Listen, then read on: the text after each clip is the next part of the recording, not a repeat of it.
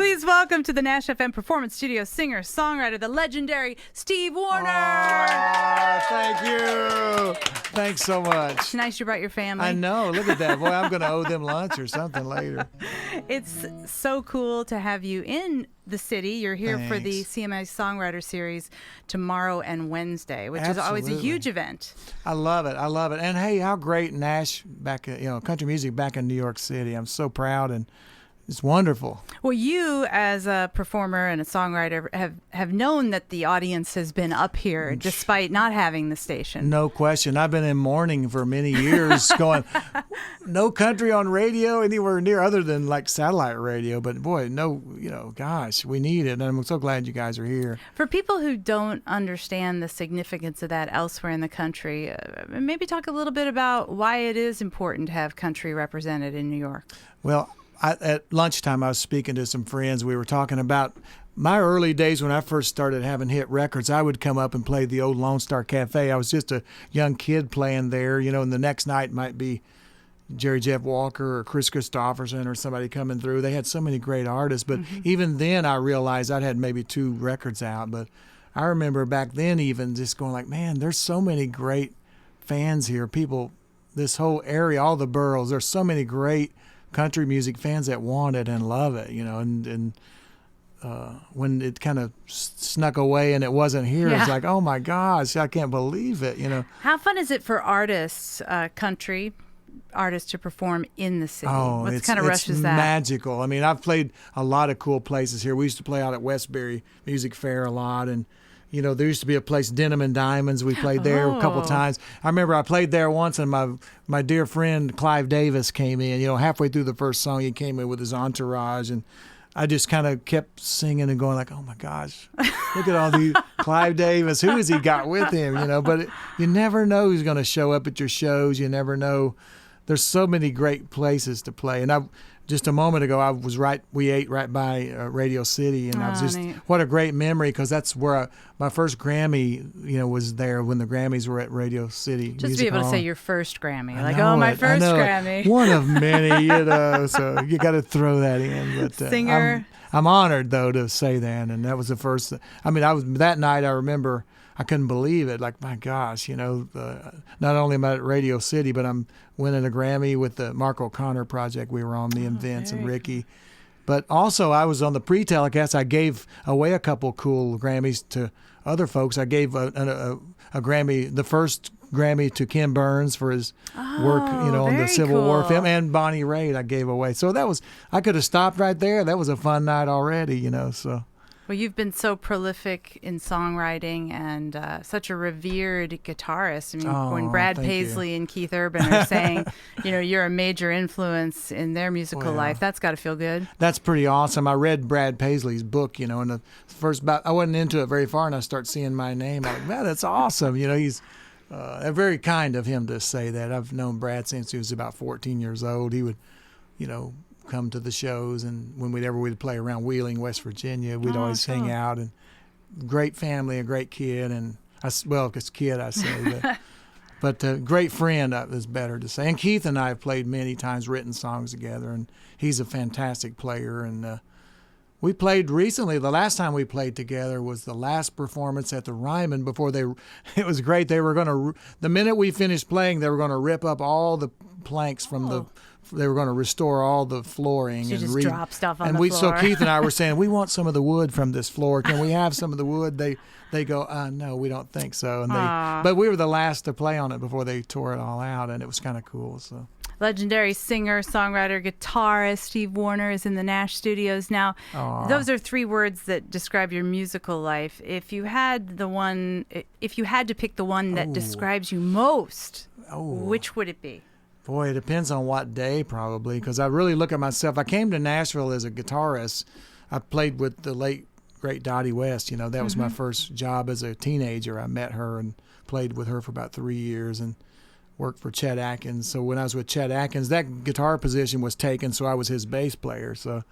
But I traveled with Chet, and at that time he started producing my records. And then, I don't know, it's hard to say. I'm getting off off topic, but do you have I children? do have children. Pick a favorite child too. Yeah, that's Just what I'm while we're saying. here. You got while it. we're here. You cannot Nobody will do hear it. that. Nobody so will know, Steve. That's a great analogy. It's like your children, So. Well, they're all good. Do you feel like one of them comes more naturally than the other? I think the guitar playing does. Honestly, I've been playing. My dad had bands when I was a kid, and they would practice at our house, and I truly, until I was about 10, 11 years old, I thought every family, because all my uncles, my cousins, everybody played music. There's a throwdown at the So Wariners. I thought every family, everybody played music. And so as I got older, I'd go to my friends' homes and I'd say, where's the music? Where's all the guitars? It's party time. Nobody's playing music. But so, yeah, I've always, the guitar always came natural for me. I mean, I always worked at it. I played hours every day. I'd come home from school and go straight to the guitar. But the songwriting for me I work at that all the time. I'm always trying to hone that craft and be better at it. And craft study. Is a good word to describe it. I think it is. And it's something, not only are you working on that, to be better at it and work at it, but you also have to follow the trends and what's, it's the way I started writing as a teenager, having, songs cut. Back then, one of my very first cuts was a Conway Twitty song that I wrote for Conway Twitty as a teenager, and Bob Luman, Johnny Cash produced an album on Bob Luman. I've had 4 songs on that. That was my very first. Found myself in the studio with Johnny Cash when I was 23, 4 years old. I'm like, man, that's amazing. Johnny Cash producing songs that you wrote, but yeah, I mean, I feel very blessed, to get to do it. But the writing for me always is something that you have to follow the trends, and it changes all the time. I think the key is to always be honest, as long as I think that's the one constant thing Universal. is if you're honest in your lyrics and you're telling the truth always, the songs will be there. But that's what I always try to do. So do you get people coming up to you? I mean, it feels like everybody has a song in them. Is songwriting something you can teach? I think to a degree you can teach. I think so. There's certain, structure and certain, I think work ethic, I think there's certain things that I do, those sort of things you can teach.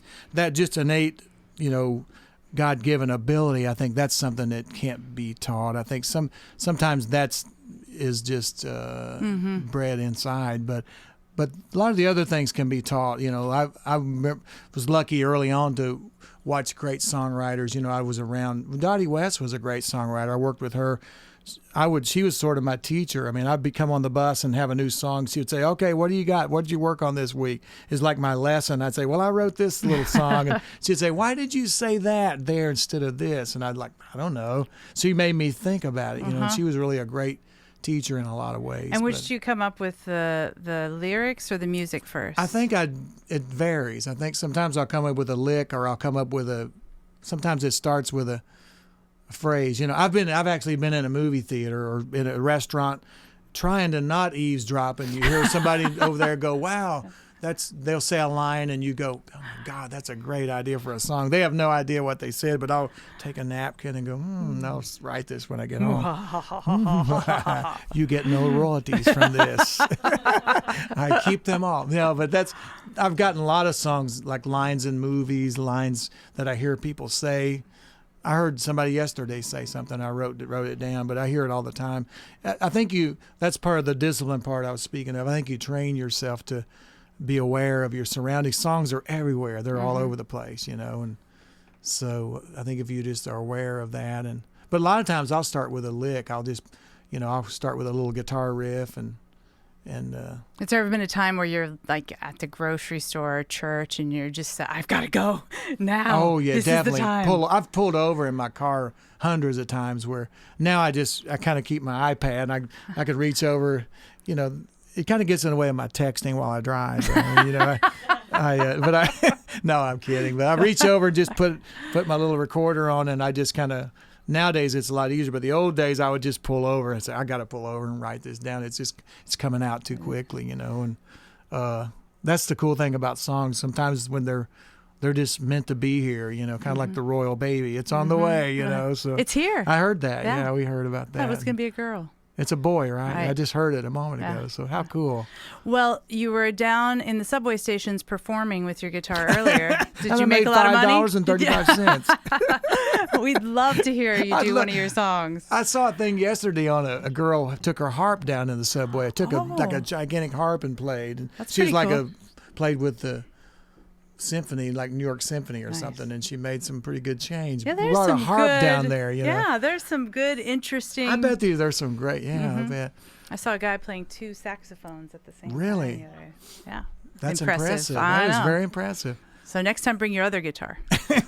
Let's see you do 2 at once. All right. I wrote a song that's on my. If I can get through this, I've been rained on about 3 times a day, so we'll see if something comes out of my throat. But I wrote a song with a friend of mine, Mike Sievers, that's on this new album. I have a new album. See, I shamelessly plug that, but I was I have gonna a new work it in, album that's too. coming out, and I love this song. It really speaks to, seizing every moment in our lives, and I love this that it's talking about. Well, I'll play it for you. You Okay. just gonna